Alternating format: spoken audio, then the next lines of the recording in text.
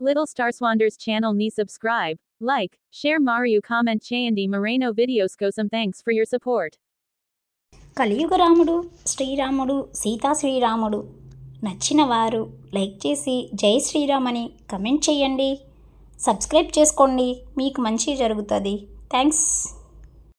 రాముడికి అవతారం ఎత్తిన రామాయణం గురించి మనం తెలుసుకుందాం. ఎపిసోడ్స్ అన్నీ మీరు చూడాలి అనుకుంటే ప్లేలిస్ట్లోకి వెళ్ళి అన్ని పార్ట్స్ మీరు చూడవచ్చు. ముందుగా మనం రామాయణంలో రాముడి గురించి శ్లోకం ఒకటి ఉంటుంది, అది డైలీ మనం 3 సార్లు చదువుకుంటే మనకి మంచి జరుగుతుంది. శ్రీరామ రామ రామేతి రమే రామే మనోరమే సహస్రనామ తత్తుల్యం రామనామవరాననే.